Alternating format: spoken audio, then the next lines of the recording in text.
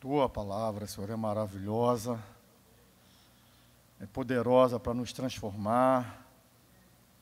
Teu Espírito Santo, usando Tua palavra, Senhor, mexe com a gente, transforma a gente, faz o que nada, ninguém, nada pode fazer. Faz nessa manhã isso, para a glória mesmo do Teu nome, por amor de Jesus, por Tuas misericórdias. Mexe com a gente, fala dentro do coração, na alma. Por favor, em nome de Jesus, amém. Você pode abrir sua Bíblia, eu vou ler vários textos. Eu vou começar com João 16, 13.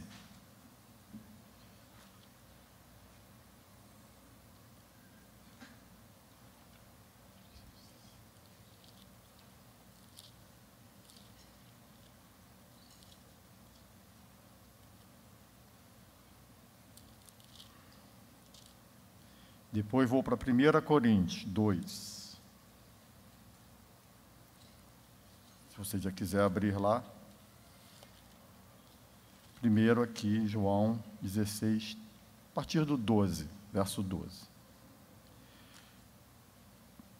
Jesus mesmo dizendo essas palavras, tá? Tenho ainda muito que vos dizer, mas vós não o podeis suportar agora. Essa é a bênção do Senhor de compreendendo nossos limites e vai nos trabalhando de acordo com a nossa capacidade de receber, né? Coisa maravilhosa isso. Quando vier, porém, o Espírito da verdade, o Espírito Santo, ele vos guiará a toda a verdade, porque não falará por si mesmo, mas dirá tudo o que tiver ouvido e vos anunciará as coisas que hão de vir. Essa é uma promessa que já foi cumprida. O Espírito Santo já foi enviado e é Ele, o Espírito de Deus, a terceira pessoa da Trindade, quem nos conduz à compreensão da verdade de Deus, nos revela essa verdade e nos torna capazes de compreendê-la. É o que a teologia chama de iluminação. É essa capacitação que o Espírito nos dá de compreender a palavra de Deus. O que, como se deu aqui, também se dá com a gente. Aos poucos, a gente vai compreendendo mais. Isso é incessante. Compreendendo mais a verdade do Senhor. E complementando essa ideia, vamos lá em 1 Coríntios 2, 13 a 16. Disto também falamos, não em palavras ensinadas pela sabedoria humana, mas ensinadas pelo Espírito, conferindo coisas espirituais com espirituais. Há um discernimento das verdades de Deus que só é possível espiritualmente. Não é um discernimento intelectual, cognitivo, meramente, embora haja ali uma ação também, uma dimensão intelectual cognitiva, mas é o Espírito Santo quem nos torna capazes de compreender. Porém, o homem espiritual julga todas as coisas, mas ele mesmo não é julgado por ninguém. Pois quem conheceu a mente do Senhor, que o possa instruir? Nós, porém, temos a mente de Cristo. Amém. Quem aqui não quer ter a mente de Cristo? Essa mente que compreende todas as verdades de Deus na dimensão de Deus mesmo, do Pai. Então, queridos, a igreja é essa comunidade dos que foram alcançados pelas verdades absolutas de Deus. Essas verdades chegam a nós, nossos olhos são abertos, nossa compreensão é aberta, aos poucos, é verdade, tem muita coisa que eu ainda não entendo, mas o que já compreendi já me torna capaz de viver para a glória de Deus, para o serviço dEle, para a alegria dEle, certo? Mas a igreja é essa comunidade que recebeu o Espírito Santo e pode, então, discernir essas verdades de Deus e, mais do que recebem o Espírito Santo para discernir as verdades, o que também é igualmente importante.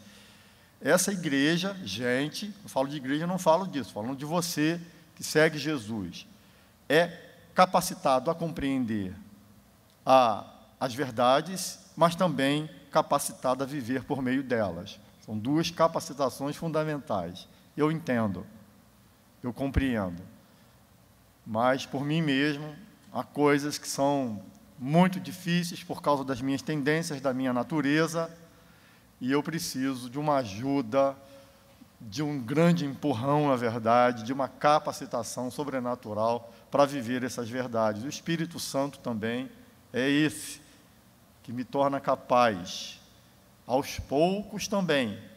E essa é a verdade e é inegável. É um processo onde eu vou me tornando capaz de viver as verdades de Deus. O cristão mais maduro é aquele que mais compreende e tem mais a presença do Espírito para viver essas verdades em sua vida. A pergunta que a gente tem que se fazer o tempo todo, com muito temor, é se a gente tem procurado submeter a vida a essas verdades de Deus. Primeiro, a primeira pergunta é: eu tenho me dedicado a conhecer essas verdades?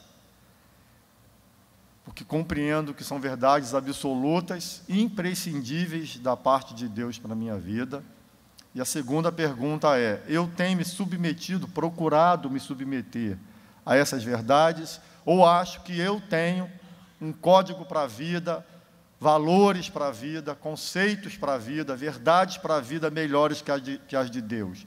Talvez você não tenha coragem de fazer essa afirmação de um modo assim tão objetivo.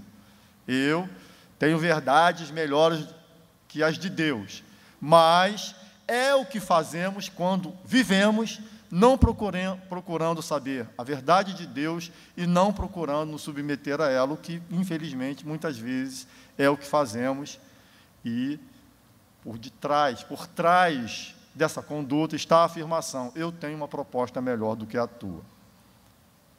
O que é uma loucura enorme. Bem, Deus, por sua infinita graça, revela à igreja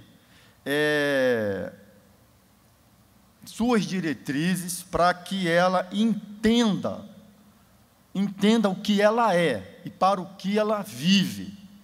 Deus, na sua palavra, por meio do Espírito Santo, não deixou a igreja para viver como quiser. Deu para ela a sua identidade e a sua missão. A igreja já sabe o que é e já sabe como deve viver. É uma revelação.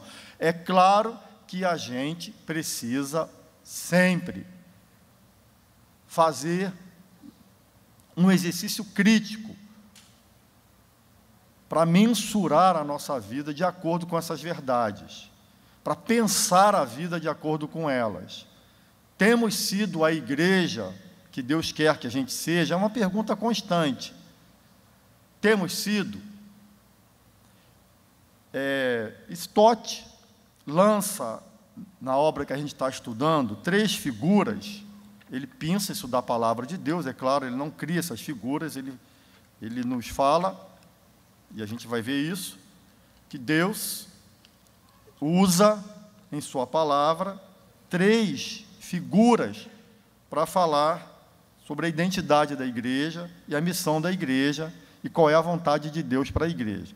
Então, eu vou fazer aqui um apanhado dessas 3 imagens, fiz uma mistura santa aqui de outros autores na minha mente.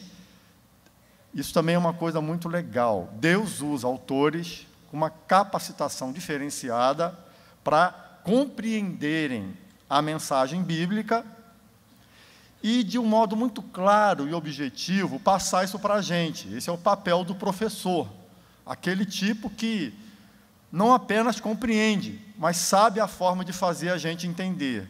Que o Ângelo, me desculpe, a citação é elogiosa, mas às vezes não gosta nem assim.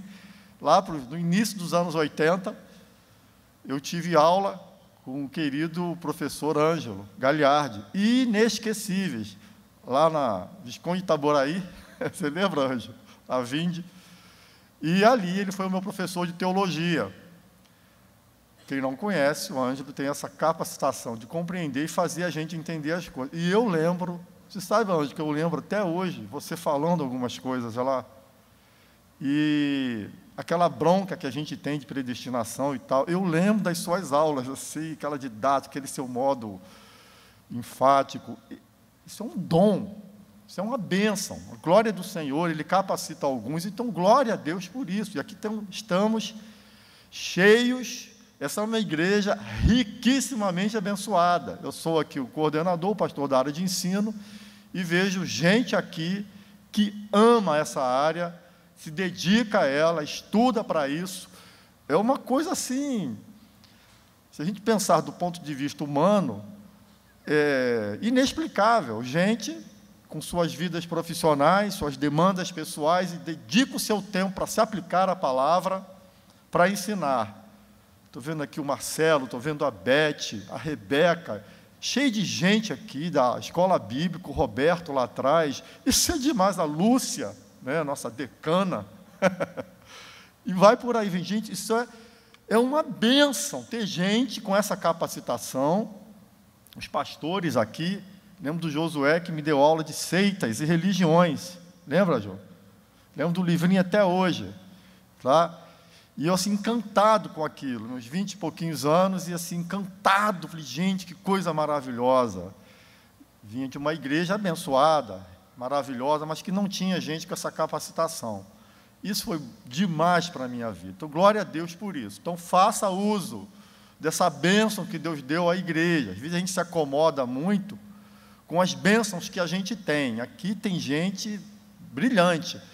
O professor Ivar, por exemplo, com livros escritos também, uma coisa maravilhosa, professor de Romanos, Apocalipse, enfim.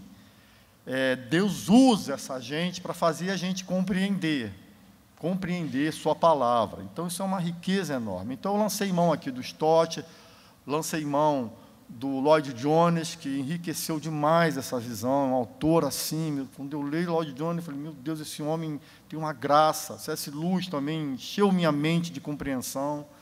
Então, é bom a gente saber disso. Deus usa gente capacitada, e a gente tem que fazer uso disso, dos nossos professores e de leituras também. Guarde isso, tá bem? Para a gente amadurecer, como eu falei, quem mais conhece as verdades de Deus e mais se torna capacitado para vivê-las, amadurece e serve melhor também. Eles lançam a mão, então, de 3 figuras, tá bem? 3 imagens da igreja. A igreja é a lavoura de Deus, a igreja é o edifício e o santuário de Deus. 3 imagens aqui, tá bem? A igreja é a lavoura de Deus. 1 Coríntios 3, 5 a 9, que fala, é um texto onde o apóstolo Paulo usa essas figuras da lavoura. Ele diz assim, quem é Apolo e quem é Paulo? Servos por meio de quem crestes. Deus usou esses servos pregando a palavra, tornar compreensível e entrar a fé. A fé vem por meio do ouvir, é o que a palavra fala. E isto conforme o Senhor concedeu a cada um. É dom de Deus. Eu plantei, eu evangelizei, eu plantei a semente. Veio Apolo e regou, ele discipulou, ele ampliou o conhecimento, coisa que Paulo também fazia muito. Nesse caso aqui específico, até aqui, Apolo fez. O que Paulo, aqui não está dizendo, Paulo também acabou fazendo essa carta mesmo, é uma ação do apóstolo Paulo, regando, cuidando, discipulando, ensinando. De modo que nem o que planta é alguma coisa, nem o que rega, mas Deus que dá o crescimento. Não somos nada nesse sentido, porque tanto o que eu faço é dom, a glória é de Deus, Ele é que concedeu, mas o fruto daquilo que eu faço vem do Senhor, é dele o fruto, Ele gera esse fruto, não há nada que eu possa me agarrar para me gloriar, para me honrar, de forma alguma. Então, igreja é lugar de plantio, de semear e pregar o Evangelho, de evangelizar. A igreja é essa gente que tem essa missão. A primeira e grande missão da igreja é levar a verdade do Evangelho, que Jesus morreu na cruz para nos salvar, enviado da parte de Deus por causa do grande amor com que nos amou. O amor que fez Jesus morrer na cruz por nós. Por isso a cruz é o símbolo da fé cristã.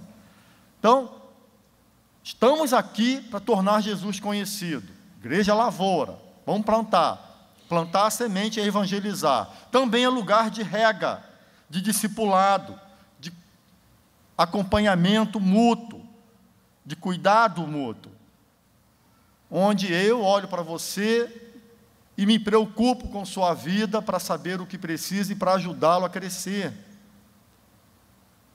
Essa é a missão dos professores da escola bíblica, olhar para os seus alunos e como eu posso fazer esse aluno crescer, não só no conhecimento bíblico, mas na sua vida pessoal. Mas não é missão só de pastor, só de professor, só de presbítero. É sua missão. A igreja é a comunidade dos que se cuidam mutuamente. É lugar de rega. Tem alguém doente, faça oração. Isso é rega. É instruir no caminho. É discipular, andar junto. Se você não tem alguém andando com você, você corre um risco enorme. Tem que ter.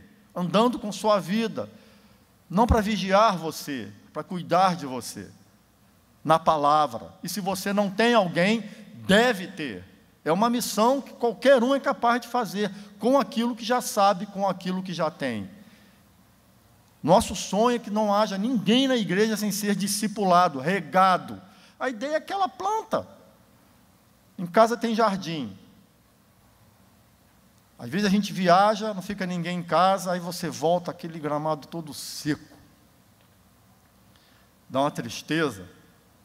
Você cuida e vem tudo seco, aí você rega de novo e brota. A grama é um negócio muito interessante, até por isso, aquela batatinha dela lá, você jogou uma água, ela já começa toda a ficar toda alegre, feliz, isso é maravilhoso.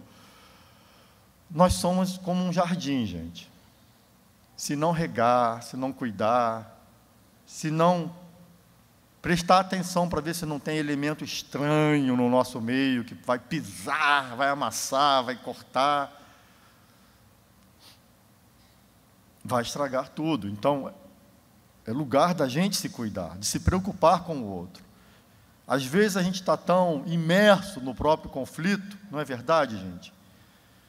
Que ele tira da gente o olhar sobre o outro, e a gente fica com essa visão meramente umbilical porque está sofrendo muito. Eu acho até compreensível, conquanto é compreensível, mas preste atenção.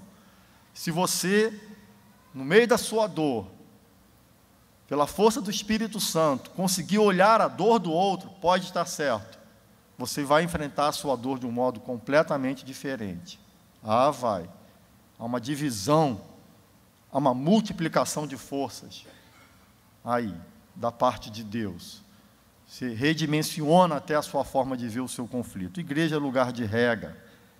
Deus é quem dá o crescimento. Mas nós temos plantado, temos regado. Não podemos ficar como que anestesiados e deixarmos nossas vidas ficarem secas. Às vezes parece que a igreja, nós estamos anestesiados, não olhamos para o outro, não percebemos o que temos plantado. O que é que a gente tem plantado na vida do outro? É estranho isso. Uma igreja que não evangeliza e não discipula e não cuida um do outro, não está fazendo sua parte e contribuindo para que Deus a faça crescer. Você é lavoura, eu sou lavoura. Pode ser para plantar, pode ser para regar.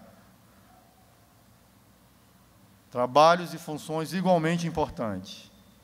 Mas ninguém pode ficar de fora. Você não pode ficar se vendo apenas como a planta que tem que ser regada. Você é o cuidador.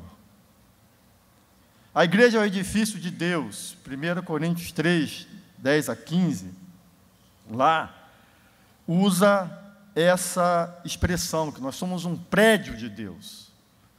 Edifício, gente, quer dizer aqui que é lugar de trabalho. Deus está construindo a sua igreja. Construindo a sua igreja, que somos nós, eu e você. Se nós somos o edifício, nós somos também os operadores dessa construção. Este edifício, o mais importante aqui, é que Jesus é o fundamento desse edifício. Vocês sabem que toda obra tem um fundamento, uma base, que se você destruir essa base, ela vai ruir. A base desse prédio é Jesus. A igreja não inventa a verdade, não inventa dogmas, não inventa, ela não cria, ela não tem esse poder, porque ela já tem um fundamento que é Jesus. A gente não pode passar verdade alguma que não passe por Jesus, que não esteja coerente com Jesus. Pois somente fundada sobre Jesus a igreja se torna um prédio inabalável. Vamos ler lá Mateus 7, 24 e 25, texto conhecido de muitos, que final do Sermão do Monte, ele prega e ele diz isso: todo aquele, pois, Jesus falando, que ouve estas minhas palavras e as pratica, será comparado a um homem prudente, que edificou a sua casa sobre a rocha, e caiu a chuva, transbordaram os rios, sopraram os ventos, e deram com ímpeto contra aquela casa, que não caiu, porque foi edificado sobre a rocha. A rocha é Jesus. Ele é a rocha. Então não há fundamento outro, não há base outra. O centro de todo o ensino cristão é Jesus. O tempo todo, seja qual for a aula, de algum modo, está falando de Jesus. Somos absolutamente cristocêntricos. Lloyd Jones fala uma coisa muito rica, que a única, vamos dizer assim, religião, que se você tirar o seu precursor, ela acaba, é o cristianismo. Qualquer outra, se você tira o cara, continuam os seus ensinos. A fé cristã, se tirar Jesus, não fica nada, porque a rocha é justamente o que ele é e o que ele fez. E a partir do que ele é e do que ele fez, é que tudo o que ele ensinou faz sentido. Senão vai virar uma mera religião como outra qualquer. Ele morreu na cruz, ele ressuscitou, garantiu para a gente a ressurreição. E se transforma, então, na base sobre a qual a gente tem que fundamentar a vida. A rocha é isso. Então, por isso, essa é uma outra razão que o ministério de ensino é tão fundamental na igreja. A gente tem que priorizá-lo em nossa vida. Eu tenho que aprender.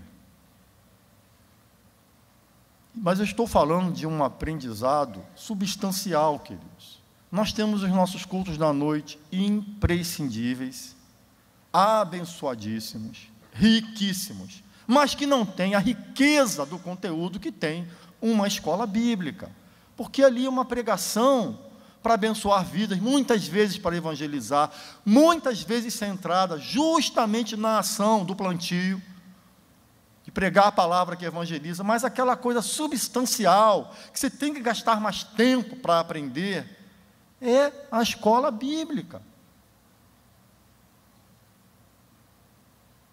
Esmiuçar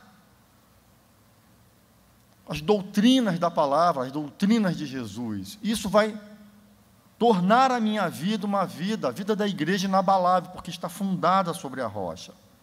Então, cultos são maravilhosos, mas há muito mais a ofertarmos, muito mais na nossa vida, muito mais. E o ensino é quem vai trazer isso para a gente. Priorize isso, priorize.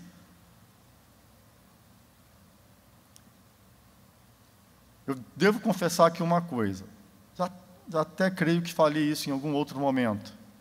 Eu sou psicólogo e muita gente me procura, muita gente, com questões seríssimas. E eu confesso a vocês que penso, meu Deus, escola bíblica resolveria o problema dessa pessoa, porque tem ensinos tão maravilhosos. Há uma parte pedagógica, mesmo na minha abordagem psicológica, na terapia. E eu falo, gente, isso aqui é tão fácil de resolver se houver um acompanhamento e houver ali esse discipulado. Coisa interessante, não é? Então, essa riqueza que gera saúde na vida da igreja. Então, um crente que não se lança no ensino do Evangelho, com certeza deixará de ser solidamente, substancialmente, edifício de Deus e correrá o risco de ver sua vida ruir. A igreja é o edifício de Deus. A igreja é o santuário de Deus. Olha o que diz assim.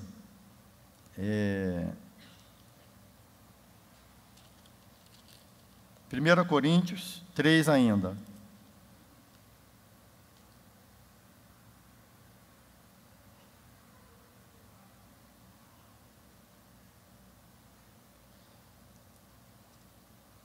Não sabeis que sois santuário de Deus e que o Espírito de Deus habita em vós? Não sabeis que sois o santuário de Deus e que o Espírito de Deus habita em vós? Se alguém destruir o santuário de Deus, Deus o destruirá, porque o santuário de Deus que sois vós é sagrado. Se por um lado, a gente não leu, mas de 10 a 15 fala aí que nós somos o edifício de Deus, por que aqui é usada essa expressão mais específica ainda? Que a igreja é o santuário de Deus, não é apenas o prédio que Deus criou, e aonde todo o serviço da igreja será feito. A gente vai concluir falando sobre isso. Mas a igreja, o povo de Deus, seus filhos, é o lugar onde Deus habita. Sois santuário de Deus, lugar onde Deus habita. Ele habita no meio do seu povo, está lá em Êxodo 25:8. Deus habita, Ele está passeando em nosso meio. A igreja é morada de Deus, esse vale a pena ler, Efésios 2:22. Se tivesse alguém aí perto do microfone, eu pediria para ler. Eu mesmo leio. No qual também vós, juntamente, estáis sendo edificados para a habitação de Deus no Espírito. Eu estou sendo feito edifício para que Deus habite nele. Vocês estão entendendo? Por isso que eu digo que às vezes a gente está meio anestesiado. Gente, eu estou dizendo, a palavra está dizendo que Deus, esse ser sobre excelente, maravilhoso, nosso Deus, grandioso, infinito, habita aqui onde eu estou. Ele está morando aqui. Glória a Deus, aleluia. Ele escolheu a gente para habitar em nosso meio. Não é doutrina da igreja. No qual vós juntamente estáis sendo edificados, construídos, trabalhados para a habitação de Deus no Espírito. A igreja é morada de Deus, não se trata de prédios ou lugares físicos. Olha o verso 17, que a gente leu lá do capítulo 3 de Coríntios. O santuário de Deus, que são vocês, é sagrado. Prédio não é sagrado. Povo de Deus é sagrado, que Deus habita ali. Onde quer que estejam seus filhos, ali Deus estará. Onde 2 ou 3 estiver reunido, eu estou no meio, eu estou ali nessa festa, se reúne em meu nome que eu vou estar junto. Vocês já pensaram nisso? Junta com o seu irmão, vamos orar, e Deus já está ali, já é o terceiro elemento. Alguns registros históricos falam sobre a igreja primitiva uma coisa muito rica. Eles não tinham uma visão espiritualizada, etérea, disso que eu estou dizendo, de que Ele está no nosso meio e a gente fica assim, aí fecha o olho, parece que é uma coisa assim que não é acessível. Eles não faziam, não era assim a dimensão deles. Eles começavam a orar e no meio da conversa começavam a conversar com Deus, não é, Senhor? Então, Senhor, você que está aqui, Senhor, era assim um diálogo, uma consciência absoluta da presença real e concreta de uma terceira pessoa ali. Caso fossem dois, ou de uma outra pessoa, a pessoa de Deus comunicável, conversável, se me permite usar aqui esse termo, real. Daniel está aí. Aí. Você pode até falar, ô Jesus, que coisa linda você está falando lá. A gente não tem essa liberdade, mas pode ter. Pode ter, você pode conversar com ele, como conversa com a pessoa que você mais ama, de um modo coloquial. Jesus, parabéns, Jesus, por esse mar lindo. Você já falou isso alguma vez? É um ser, gente. Jesus, está demais esse pôr. Com a sua linguagem, talvez eu esteja muito influenciado aqui pelo jovem, com a sua linguagem, do seu jeito. É claro que você pode, com a sua formalidade, estar com o coração tão encharcado de verdade quanto aquele sem a formalidade. Por favor, não estou dizendo isso, não sai daqui julgando. Minha mãe começava a orar sempre da mesma forma. Eu não tinha dúvida alguma da consciência dela em sua oração. Ela sempre começava orando assim: amantíssimo Deus, eterno e glorioso Pai. Que coisa linda. Era o jeitinho dela, mas cheio de coração. E ela falava. Era um problema. Quando eu me lembro que meu sobrinho foi pedir à minha mãe para abençoar as alianças. Gente, vai demorar. E está lá, e ela orando, e orando. Gente, ela saía da terra. Eu, às vezes, acordava de madrugada para ir no banheiro, alguma coisa. Aí, minha mãe é aquele tipo que orava não em silêncio. Aí eu, o que é isso? Aí estava lá minha mãe de joelho orando. Horas orando, horas. Ela se entrava na presença de Deus e ficava falando e orando. Então, a gente tinha culto doméstico. Quando minha mãe orava, era o seguinte: imagina as crianças lá. Cara, tinha vezes que eu não aguentava, eu caía na gargalhada. Criança, ela nem aí, ela nunca me repreendeu, ela continuava falando, ela saía. E um dia ela falou para mim: sabe, Vândia, eu acho que Deus me deu o dom da oração. Eu falei: mãe, não tenha dúvida, não tenha dúvida. E muita gente ia lá para orar com minha mãe, pastores. Ela tinha o dom da oração. Pastores e gente que está até aqui, que ela entrava na presença de Deus, ela sabia que Deus estava ali. Ela sabia. Eu estava na cozinha, ela estava lá assim, fechando o olho, ela orava em voz alta. Eu saía, sei lá se ela ia falar alguma coisa que eu não podia ouvir. Deus habita, pode falar com Ele o tempo, por isso que é orar sem cessar. Orar sem cessar é deixar a vida ser uma oração o tempo todo, no ônibus, segurando aquilo, tudo apertado, no trânsito, vai falando, porque Ele está ali. Assim, se nós, os seus filhos, somos a sua lavoura, o seu edifício, o seu santuário, Deus se faz conhecer e agir por nosso meio. É na igreja que Deus colocou os seus recursos para abençoar o mundo, é lavoura dele, é edifício dele, é santuário dele, porque Ele escolheu a igreja como meio para Ele habitar e agir por meio da igreja. Nós somos, então, por meio dessas ações de Deus, os anunciadores de seu amor salvador. Somos nós que ensinamos uns aos outros sua vontade. Nós que revelamos uns aos outros as verdades amorosas de Deus. Tem sido assim. Nossas vidas já proclamam agora, e guarde isso, que esse texto, eu vou usar ele aqui para essa conclusão. Eu não estou dizendo que estou terminando, estou dizendo que estou concluindo, para ninguém entender mal.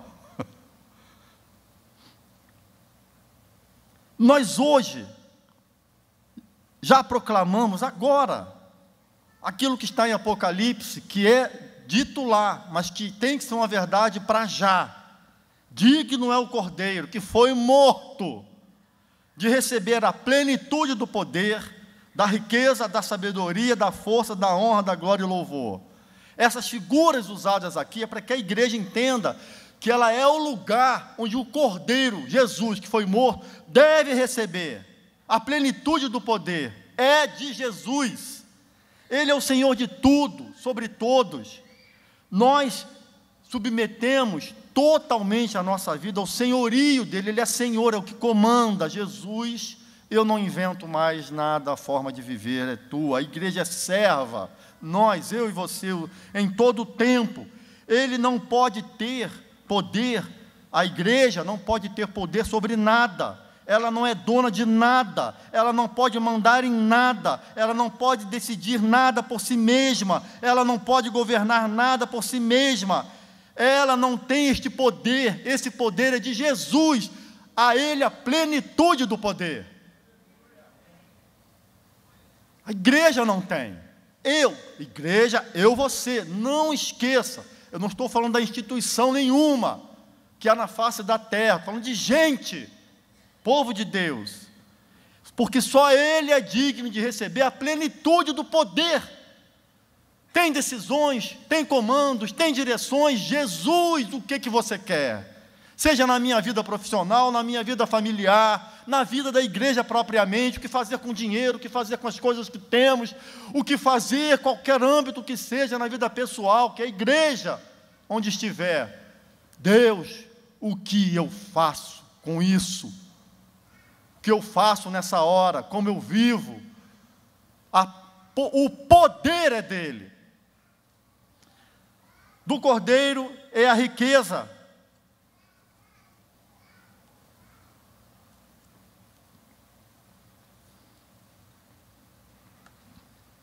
A igreja não é dona de nada. Deus escolheu ao Cordeiro toda a riqueza. Gente, a minha riqueza é a minha riqueza, que não é minha. Toda a riqueza da terra. Há muitos anos atrás, na conferência missionária aqui, queridíssimo Lidório falou essa palavra aqui. Essa aqui, eu não tenho ela escrita, ela ficou registrada na minha mente e no meu coração, que eu fiquei maravilhado. Ele fez lá um estudo exegético disso. Esse ponto aqui, ficou martelando na minha cabeça o tempo todo. Ronaldo Lidório. Deus, ele não falou com essas palavras, por favor, mas a ideia é essa: a riqueza é a minha riqueza que eu dou a Deus, isso eu lembro. Deus escolheu a conta de cada membro da igreja para guardar o seu tesouro, através do qual o mundo será abençoado e transformado. O dinheiro de Deus está na sua conta e na minha conta. O dinheiro de Deus não está por aí, está na nossa conta. É ali que tem que vir o dinheiro para abençoar a terra, com alegria. E eu não faço, e você não vai fazer isso porque eu vou aqui pesar a mão sobre você. Deus me livre, quem sou eu? Vai porque você sente alegria em que sua riqueza seja usada para o Senhor. Nesse caso aqui específico, é essa riqueza material mesmo. Tem outras riquezas que o texto vai falar, sabedoria, força, vai falar. Muitas riquezas. Toda a riqueza, a minha riqueza, meus bens. Ah, mas eu sou pobre, eu não tenho riqueza. Ah, tem. O que você tem? Aqui é o que você tem. É rico.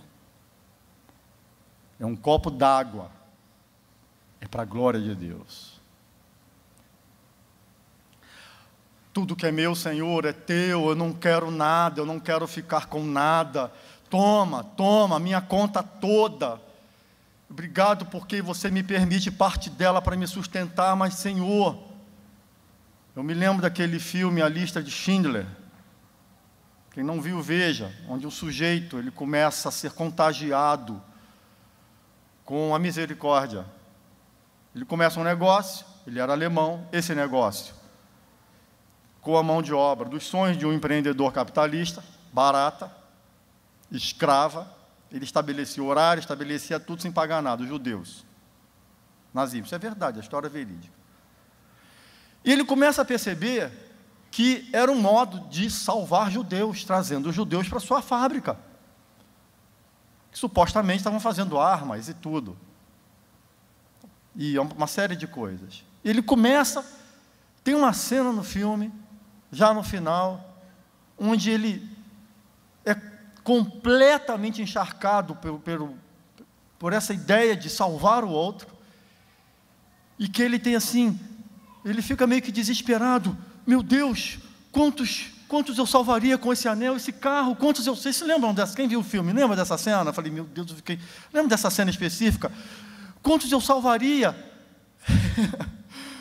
Essa, a ideia, meu Deus, o que da minha riqueza salva? O que mais eu posso fazer com essa ideia? Ao Cordeiro toda a riqueza. Eu não guardar esse lixo para quê? Para que contas bancárias gordíssimas?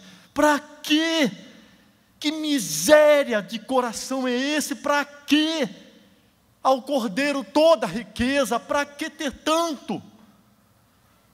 Para quê? Porque o coração está anestesiado e não está coberto de misericórdia e não ama o Cordeiro, porque se amar o Cordeiro, toda a riqueza será dele.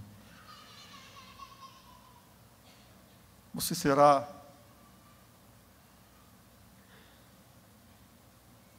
o cristão, o crente, o filho que entendeu o Cordeiro e o glorifica, porque a riqueza é dele. Guarde isso, sua riqueza não é sua. Seja ela qual for, é para o Cordeiro. Eu nem vou dizer que a riqueza é para abençoar o pobre, a riqueza é para o Cordeiro. Também vai abençoar o pobre, vai abençoar rico, vai abençoar todo mundo, a sua riqueza. Ao Cordeiro que for morto, a plenitude do poder, a riqueza, está aqui. Ao Cordeiro a sabedoria, Deus concedeu sabedoria a seu povo para abençoar, guarde isso, que isso aqui é muito lindo. Para abençoar a cidade com atos de inteligência, com atos inteligentes de misericórdia e ações de justiça. Quantos projetos maravilhosos temos desenvolvidos em nossa atividade particular e em nossos trabalhos. Eu fico impressionado com a riqueza de sabedoria destinada aos nossos negócios próprios, que prosperam e que avançam. E a gente, às vezes, não estou generalizando, muitos de nós não damos nada de nossa sabedoria para o reino. Soluções fáceis, às vezes, não são dadas porque a gente está usando toda a sabedoria em proveito próprio. Ao Cordeiro a minha sabedoria, para Ele. Eu louvo a Deus pela vida de gente aqui na igreja. Eu falo, gente, que vem com soluções. Eu falo, gente, que coisa brilhante. Sabe aquele clipe que resolve tudo? Ariano Suassuna falando assim, ele fala assim, eu tenho aqui um objeto que prova que o homem não veio do macaco. Aí ele pega, o macaco jamais vai ser capaz de fazer isso, e mostra um clipe pregador de roupa. Nós compreendamos que não quero entrar nessa polêmica, a teoria da evolução é muito mais do que isso. A gente tem que ser... Mas aqui o importante é, você está usando, eu e você, para quem? A nossa sabedoria. Quanta prosperidade pessoal tem sido alcançada por usarmos nossa sabedoria e inteligência apenas em projetos pessoais. Tem que ser usado em projeto pessoal. Isar, me desculpe citá-lo, tá bem, querido? Me perdoa. Isar é o nosso engenheiro aqui, consultor mor. Coisa linda é ver esse homem aqui, usando sua inteligência, lindo mesmo, Isar, para falar dos prédios e tal. Eu me lembro, eu fui diretor da escola de pastores, sede antiga que foi vendida, todos sabem, e a gente preocupado lá, o que suporta, ele foi lá analisar o que pode ser feito, o que não pode. A minha sabedoria a serviço do reino. Só um exemplo, porque fica mais claro o que é isso. Isso é bênção demais. Seus dons que você deve usar, você deve ser o melhor na sua cidade, seja, faça, use mesmo. E já é, por favor, tem que fazer aqui uma observação muito clara, que talvez alguns já até estejam pensando, mas E é verdade, se você fez, você está certo. Mas fazer isso na cidade já não é uma forma, é verdade, de abençoar o reino, é verdade. Projetos que abençoam a cidade, projetos que abençoam o seu trabalho, você está certo. Você está certo. Faça. Eu só estou dizendo que há coisas que são diretamente ligadas ao reino de Deus e que a gente tem que usar a inteligência para isso. E até mesmo essa que você usa em seu trabalho para abençoar o seu negócio, abençoar a sua empresa, ser inteligente lá. Glorifique a Deus porque você tem essa inteligência ali. Deus tem que ser glorificado ali. Cuidado com a sua soberba, ali é para a glória de Deus. Faça prosperar o seu negócio. Não é pecado não, gente. Pelo contrário, é burrice não fazer negócio prosperar. Desculpa, burrice não. Desculpa, peguei pesado, né? Perdão. Eu mesmo sou um que se botar um negócio na minha mão, está frito. Não tenho essa habilidade, negócios assim, já tive, fui tudo à falência. Tudo. Mas a minha sabedoria, Senhor, eu quero usar para o Teu reino. E Teu reino não é só a igreja não detém o reino de Deus. O reino é tudo aquilo que faz a vontade de Deus se estabelecer na sociedade, na cidade. Tudo que gera misericórdia, tudo que gera justiça, tudo que gera bem, isso é reino de Deus. Isso é reino de Deus. Políticos cristãos que deveriam ter essa mentalidade, devem ter. A minha sabedoria aqui para fazer o valor de Deus ser implantado nesse lugar. O valor de Deus. As verdades de Deus. A minha criatividade, a minha inteligência. E usar também na igreja. Está claro esse ponto? Porque ele é complexo. Talvez a palestra poderia ser só sobre isso. Porque é complexo, mas de um modo eu tenho que usar também para a minha vida, é verdade, mas eu tenho que fazer, Senhor, a minha sabedoria tem que glorificar o Teu nome. Seja no meu trabalho pessoal, seja aqui na igreja, seja num trabalho qualquer, talvez até fora. Ao reino é que ela deve ser empregada em qualquer âmbito, pessoal ou não. A sabedoria. É você falar, Senhor, usa a minha sabedoria, a minha criatividade, o meu saber, o meu dom. Ao Cordeiro pertence a força. Isso aqui eu gosto. Gosto de todos eles. Os pontos aqui me encantam. Quanto de nossa vitalidade e energia temos entregue ao Cordeiro? Quantas vezes estamos cansados e fatigados para servir, para fazer algo em prol do reino, do Cordeiro, para nos engajar em alguma obra, alguma missão, para trabalhar na igreja, para trabalhar em algo que seja em prol do outro, do reino de Deus. Estamos cansados porque já gastamos toda a nossa energia em proveito próprio. O Cordeiro é digno de toda a força. Toda a minha energia e vitalidade devem ser usadas para a sua glória e serviço. Toda, para glorificar o nome dele. De novo aqui, essa observação. Então vou logar tudo e vou ser pastor. Por favor, não é isso que eu estou dizendo. Aquilo onde você desprende a sua força deve glorificar ao Cordeiro. Deve ser para Ele. Aquilo, de algum modo, força nenhuma pode ser desperdiçada.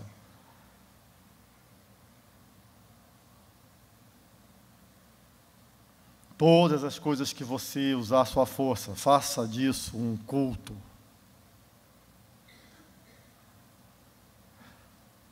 E todas aqui, Túlio, no grego e no hebraico, e no aramaico, em esperanto, em qualquer língua, todas.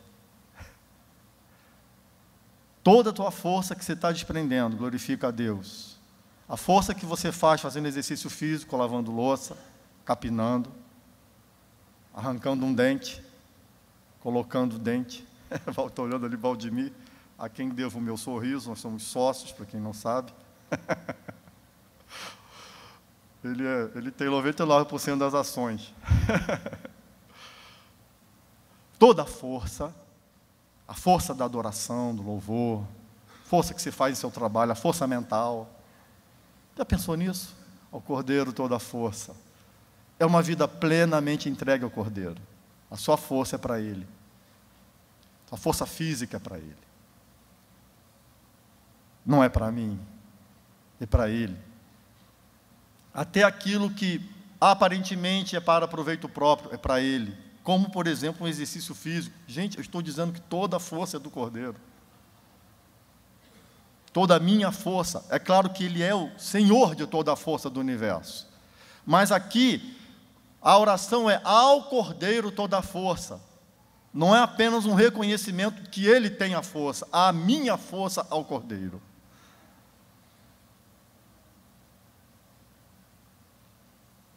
Quanto de nossas forças estão sendo usadas somente para nós mesmos, de nossas próprias vidas? O que tem sobrado para o Cordeiro? Ele não é digno de sobras, mas de toda a força, todo o vigor. É para a glória dEle. Que eu não poupe forças para glorificá-lo. Não poupe. Ainda que o homem exterior se corrompa, o homem interior se renova, porque toda a minha força é dele. Ao Cordeiro toda a honra. Tudo em nossa vida é para honrar o Cordeiro. Jesus é Senhor de tudo, deve ser honrado em cada um de nossos atos, toda e cada ação, toda conquista, cada feito, cada derrota, todo sofrimento, cada fracasso, cada perda, cada vitória, tudo devem nos levar a honrá-lo. Essa visão é a visão de quem sabe que vive para uma causa: honrá-lo. É fácil honrá-lo em alguns momentos. Lembro de um casal cujo filho morreu. Dor incalculável. Incalculável. 2 casais viveram a mesma situação. Um falou: como Deus é capaz de fazer isso comigo? E abandonaram a igreja. Sua dor. Claro que nós compreendemos. Dor tamanha. Mas teve um casal que a igreja conhece. Esse primeiro a igreja não conhece, segundo a igreja conhece. Eu os visitei. Impressionante. Perderam a filha no acidente de carro. E eles ficaram em silêncio diante da sua dor, sofrendo. Isso não vai eliminar a dor. Mas eles falaram: ao Senhor toda a honra. Eu me rendo. Difícil. Você é capaz disso? Por você? Ah, não é. É, eu não sou. Mas o Espírito que me capacita a compreender, me capacita a viver. Ao Cordeiro, a honra. A compreensão do que significa a sua morte na cruz. Já estou indo para o final. Me faz compreender isso. Ao Cordeiro, a glória. Vemos a terra para glorificar Jesus. Não somos dignos de nenhuma glória. A gente quer glória, quer elogio. Toda e qualquer coisa em nossa vida deve glorificar o Cordeiro Jesus. Almejar fama, sucesso, reconhecimento e fazer disso a função da vida, vai retirar do Senhor a glória que somente a Ele é devida. Vamos desejar recebê-la para nós mesmos. Nada pode ser mais ridículo e absurdo. Como assim eu querer glória? A gente quer, sente falta, mas ao Cordeiro, a Ele, toda a glória. Toda a glória e o louvor ao Cordeiro, por fim. Agora é por fim mesmo. Querer ser louvado pelo que somos ou fazemos é um pecado mortal. Não podemos cair na armadilha de buscarmos ser valorizados esperando louvor. Não podemos nos deixar ficar acomodados e passivos ante o Senhor, que é digno de todo louvor e adoração. Nós vivemos para louvá-lo. Você pisou na terra, foi gerado para louvá-lo. De todo o coração. Isso aqui é interessante, gente. Vou fazer um parênteses aqui, que me é caro, por isso eu farei. Tá? Louvá-lo de todo o coração e com todas as forças e entendimento. Forças aqui é aquilo que eu falei já, toda a força ao Cordeiro, mas também tem algo, todo o pulmão, entusiasmo. Eu tive uma crise de fé quando era jovem, brabíssima, já um jovem mais de 20 anos e tal, seríssima, crise mesmo. frieza, foi um negócio, desespero. Aí eu encontrei com um pastor, glória a Deus, aleluia, louvado seja o nome do Senhor, pentecostal, do fogo. Falei, esse cara deve ter uma resposta para mim. Eu desesperado, a frieza, a alma vazia, um buraco, um rombo, querendo morrer, um negócio assim, existencial, que me tirou do meu ceticismo, graças a Deus por essa crise horrenda. Aí eu procurei esse pastor, famoso, conhecido, na época muito mais que agora.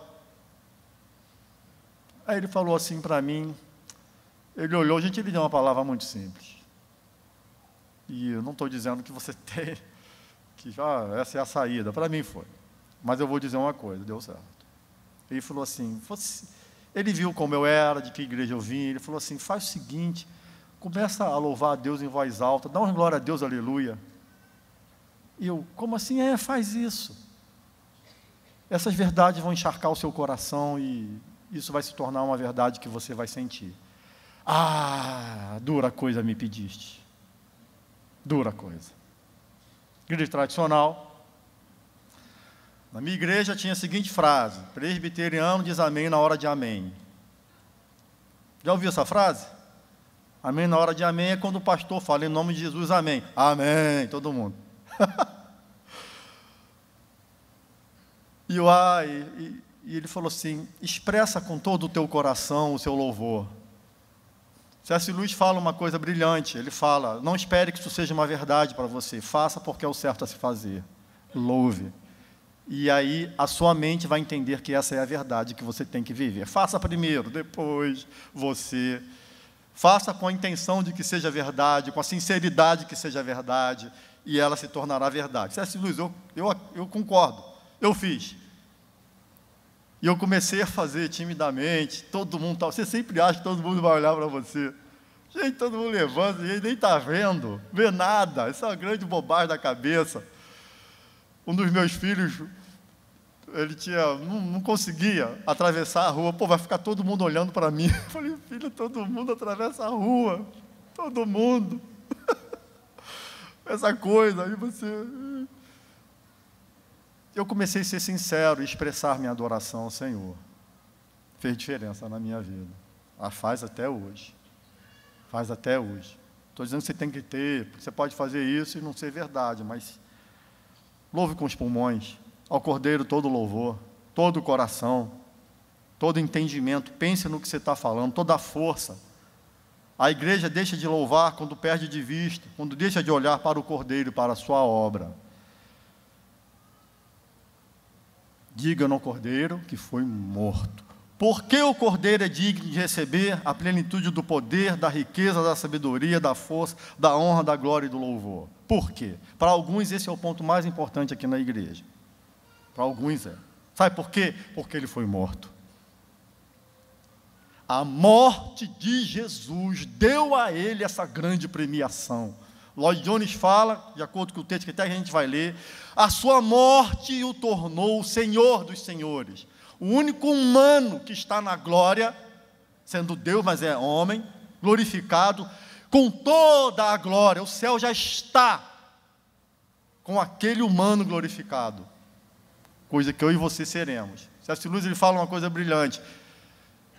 Se nós nos depararmos com esse ser que habita o céu, glorificado, esse ser, o ser humano, eu e você, que fomos ao céu glorificados, se esse ser vier à terra, esse ser humano que está lá glorificado, ressurreto, nós nos prostraremos diante dele, pensando que ele é um Deus, tamanha glória ele vai apresentar. É isso que a Bíblia fala, que eu e você seremos.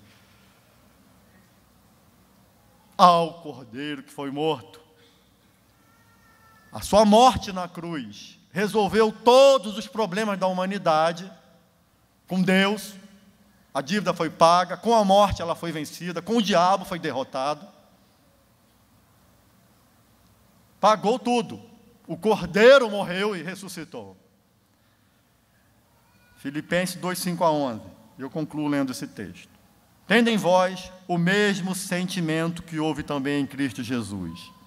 Pois ele, subsistindo em forma de Deus, plenamente Deus, não julgou como usurpação ser igual a Deus, igual é, sendo Deus.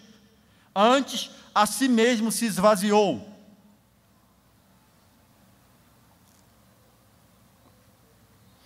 assumindo a forma de servo, tornando-se em semelhança de homens, igual a homem, igual a Deus, igual a homem, Deus e homem.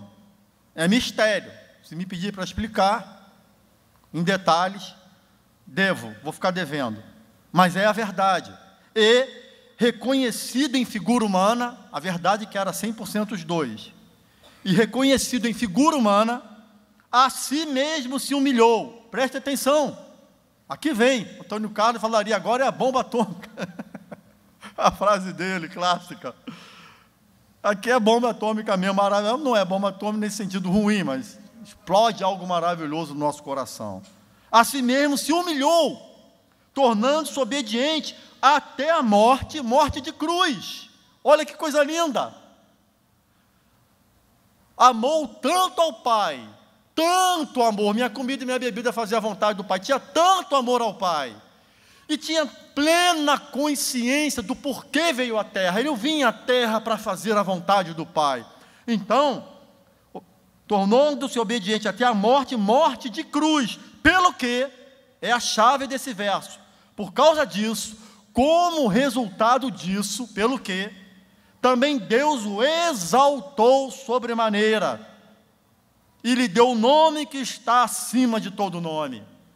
Porque o Cordeiro, tudo isso, para que o nome de Jesus se dobre todo joelho se dobre nos céus, na terra e abaixo da terra, e toda língua confesse que Jesus Cristo é o Senhor, para a glória de Deus Pai. Sua morte lhe deu este glorioso prêmio, de ser digno de receber, agora e sempre, por meio de nossas vidas e de todo ser que respire, a plenitude do poder, da riqueza, da sabedoria, da força, da honra, da glória e do louvor. A Ti, ao único que é digno de receber, único, a plenitude do poder, louvado seja o Teu nome, Jesus. É Teu, somente Teu. Todas as nossas forças, Senhor, são Tuas. Todas, toma, Senhor, toda a força da física, do entendimento, toda a nossa riqueza é Tua, Senhor. Toda a inteligência, toma, Senhor, Tu és digno, você é digno de receber.